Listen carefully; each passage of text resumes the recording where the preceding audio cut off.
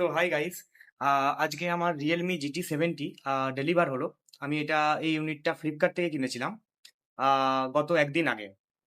So আজকে delivery হলো। 512GB variant আমি কিনেছি, আইস ব্লু কালার।